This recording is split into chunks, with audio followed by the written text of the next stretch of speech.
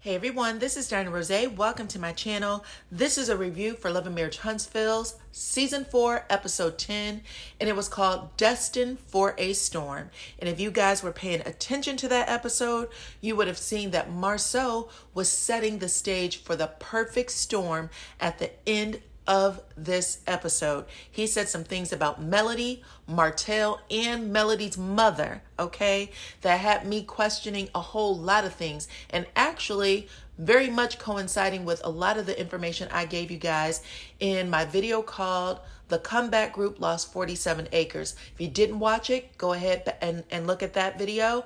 And then, of course, watch this one because I'm about to give y'all a very good review for this episode.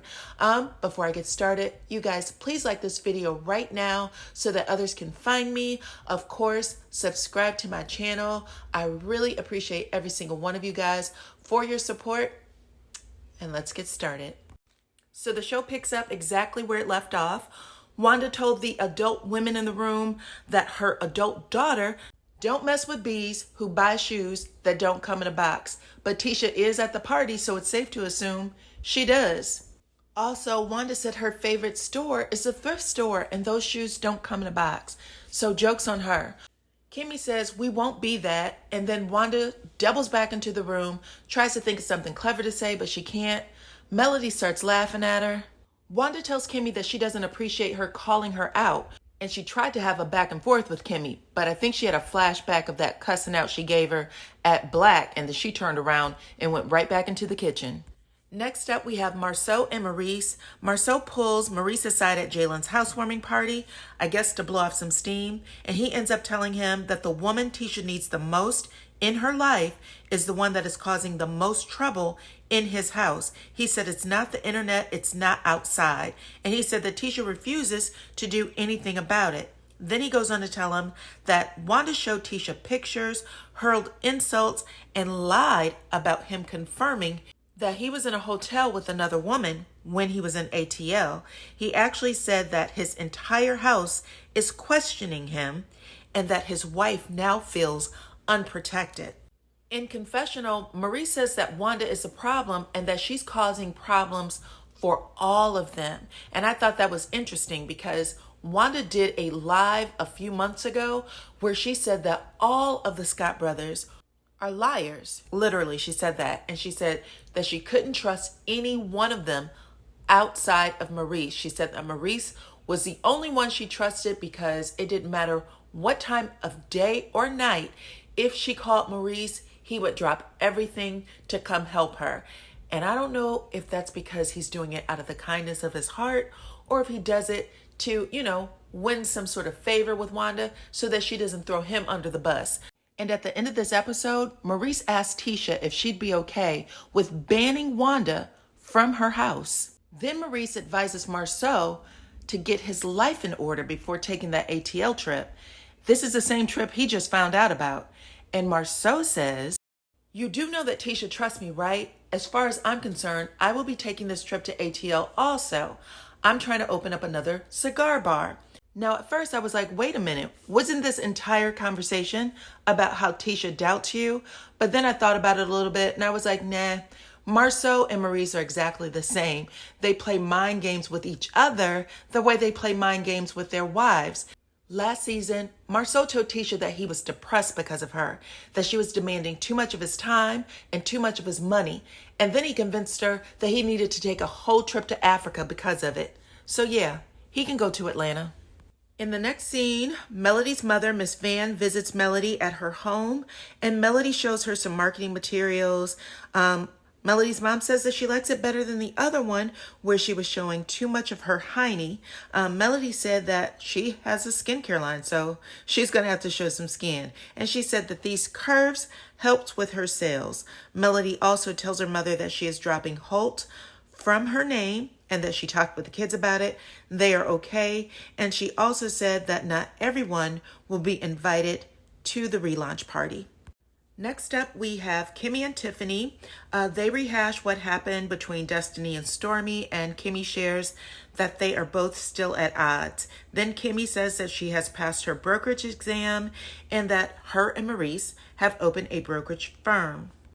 Then Tiffany asks, what's it like working with Maurice? I think she's trying to ask, how does she balance, their relationship and working together?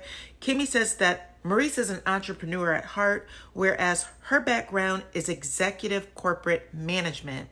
So when Kimmy said that she was working the front lines of COVID and she loves being a nurse, she's a good nurse, I think people saw her being more hands-on. I know she said she worked in private homes. So I don't know. I think we need more of an explanation because now she's saying that the majority of her career has been in executive corporate management. And the picture she's painting is a lot different from what we've heard her say before. Either way, she's kind of saying that her previous job was not as demanding as what I guess Maurice is expecting from her now. And even though they are working together, she said that she still needs time to spend with Maurice, that she's still begging him for time. Tiffany says that her and Louis are having the same arguments about time and that she wants a baby and he doesn't. And it sounds like this baby thing is going to be a big conflict between Tiffany and Louis. Then they start talking about the upcoming boys' trip to Atlanta, and Kimmy said that the first time she and Maurice had heard about it was when Tiffany brought it up at the party, and I call BS. Maurice knew about it way before that. And then she said that she did not want Maurice to go because of all of the controversy that now surrounds the first trip. However, she understood that the guys just want to go there to have fun. Tiffany says she doesn't find girls' trips fun. And then Kimmy throws shade and said, I think that's the only thing that you and I have in common. Then she tried to backtrack it and say, no, that's not the only thing. But I don't like to be on trips with a bunch of girls. And I can tell that Tiffany is being more reserved than she would normally, like she's not being herself when she's having these conversations. But really, she should have thrown shade back and said, yeah, I think the guys might feel the same way about hanging around with just guys, which is why that first boys' trip was so controversial. They were there with women that weren't their wives. And the next scene we have Martel, and he is talking to his tutor. He's hired her to help him pass the test for his builder's license. She says that there is a formula, and she is going to show him what to do and how to do it. And she guarantees him that he can pass the test, and that is how that scene ends. So next up, we have Melody's skincare party, and all the ladies of the cast were invited except for Tisha and Destiny. When they first get there, Tiffany asks Kimmy about the guest list. Tiffany is hoping for some sort of kumbaya since the Galentine's event went so poorly. Kimmy basically says, don't hold your breath, even though we'd love for all this to happen. They do a flashback scene of Melody's first skincare party where Tisha was escorted out by security. KeKe is the last to arrive at the event, and when she comes in, she says hello to everybody, but she kind of zeroes in on Stormy, and she was like, hey, Stormy, you remember me? And Stormy is like, I'm not sure. And she was like, oh, I'm sure when I give you my name, you'll know. I'm KeKe. Stormy is not receptive at all, and KeKe's like, are we good? And then Stormy does this little dance where she literally dances off like, I don't have time for this or whatever. KeKe is like, is that shade? Like, are you shading me? What is this about? Now, this is hilarious because Stormy keeps telling everyone that she doesn't have a problem with them. Then she'll go into confessional and explain why she has a problem with everybody. She did this with Tiffany. She lightweight did it with Destiny. And now she's doing it with KeKe. She said she doesn't like the way KeKe spoke about Tisha at the party, and she wouldn't hang around a person like that in real life, so I guess she's not going to do it for reality TV either. So what actually aired from KeKe, what she said about Tisha, didn't feel that horrible, so now it feels like the rest of the cast is reacting to something we didn't see. And when looking at the big picture, it definitely feels like KeKe is the outsider to Tisha's side of the family. Like she's disposable. And Marsau and Tisha has already admitted to telling her business without even giving her a heads up. So they betrayed her. They broke her trust. Then KeKe asked for a sidebar with Kimmy, which Kimmy does not want to do, but she does it. She tells Kimmy that the tension was a little thick when she walked in, and she wouldn't be wrong. And she wanted to know, if they were cool. She said she thought things were fine at the pajama party, but when they did the Galentine's party and made the phone call, Kimmy came at her, from left field. She didn't know what all that was about. Kimmy tells KeKe that what she shared with Melody at the pajama party was wrong, considering that Tisha and Melody aren't friends. She went on to say that you haven't been at anything that Mel has thrown for the last 4 years. And she said, I didn't appreciate you saying it in front of me either. Just because Tisha and I weren't in the best of places, I would never have said the things that you said in the company of those people. I could tell by Kiki's facial expressions that she was like, wait a minute, weren't we all asked to go into the kitchen and talk about these pictures that your husband and brother-in-law were joking under? Then KeKe said, I didn't say anything that wasn't already out there. Then Kiki and Kimmy debate whether or not she validated the rumors by saying anything at all. KeKe said, I beg to differ, I did not. KeKe said, words matter. And then Kimmy said, company matters. So this felt like a little bit of a mind game to me coming from Kimmy. I know Kimmy likes to win an argument, so she knows how to switch words up. I mean, she's married to Maurice of all people. But if Kimmy agrees that the information KeKe shared wasn't new, that she wasn't contributing to new rumors, she was just saying, hey, they were out there already, then why is she so hell-bent on making her wrong when y'all all were doing it? And the facts of the matter are, Tisha and Kimmy are in the same boat right now with these rumors swirling around about their husbands, and she feels that her and Tisha will be stronger together to fight it than they would be apart. And that's probably something that Maurice has been whispering in her ear while she's sleeping or clinking them damn teacups together during the day. However, it's not Kiki's problem. This whole rumor originated with Marsau. Maurice and Martel jumped underneath the picture and started joking about it. They were all joking about it like it wasn't even a problem. Then Martel invited the mistress to comment, which confirms y'all all hung out together. And she was the one who revealed that there were also women there for your husband, your now husband, and for your brother-in-law. That's not Kiki's problem, and it's not cool that you're making it her problem. So Scott 1.0 and 2.0 meet for dinner. Kimmy and Maurice start joking at the very beginning, and Kimmy said, I had to trick you into coming by letting you know that your BFF is coming, which is just a clue that Marsau and Maurice do not keep things from each other, and they absolutely cover for each other. In confessional, Maurice says, thank you for scheduling the dinner so that you can hang out with your boo, Tisha. This is like the 4th or 5th time we have seen Maurice this season push Kimmy to being a closer friend to Tisha, and he's also done it with Destined. Tisha's your good friend. Kimmy's going to need more than a support dog for this one. At the table, they start rehashing what happened at Jalen's party, and they are being very careful not to say Wanda. But Tisha is so oblivious. They're like, that party didn't go the way we wanted it to go. A lot of things happened. And I guess they're looking at Tisha. She's like, what happened? Like, she's so clueless that her mom is a disruptor of all things. Like I don't even know if she's clueless. Maybe she's so used to it that when people talk about it, she's like, well, that's just what it is. And that's literally how they communicated it. All of them said, that's just what it is. We're all used to it by now. Then they start joking about banning Wanda from the house. And if you guys remember, Tisha had got into it with Kimmy for saying that she was going to ban Wanda from events, right?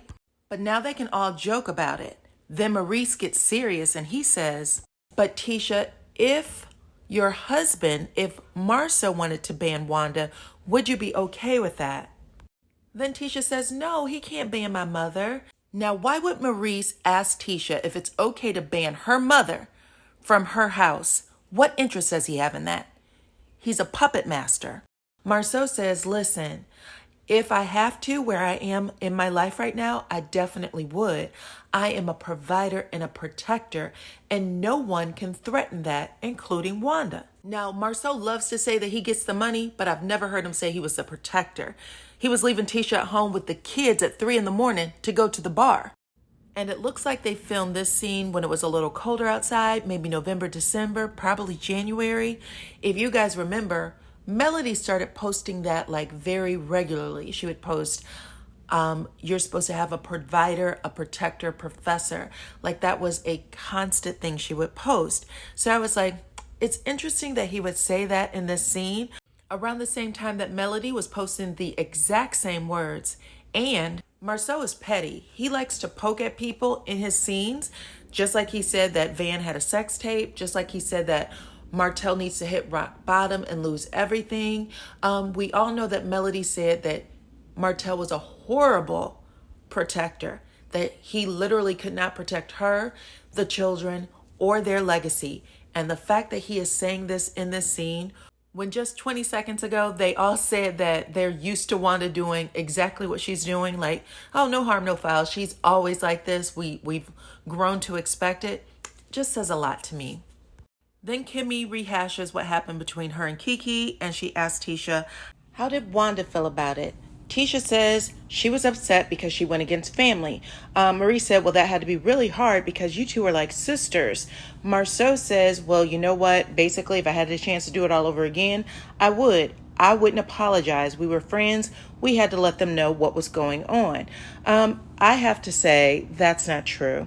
If this woman was like your sister, you would never divulge her secret. You had an option not to go to the party, or you could have given her a heads up and told her you were going to tell. Then Kimmy tells the table that she put KeKe in her place and let her know it was wrong for her to take that cheating rumor mess to Melody. And Marsau says it was actually Melody who told her the cheating rumor in the first place. And KeKe came back and told it to Tisha. And he said the fact that she is saying it in a way like she's heard it from somewhere else is very misleading. Then the show ends with Marsau saying that he has grace for the things Wanda has said about him. He even has grace for what Martel has done, but he has no grace for people who come against his family that he doesn't know, like Melody, Melody's mother, and KeKe. And I honestly want to know what he means by that, because we know that he knows all of them. I think most people will agree that Wanda and Martel are in a league of their own when it comes to things said or done against Marsau. So if he's willing to give them grace, then what does his strike back look like when it comes to Melody, her mother, and KeKe?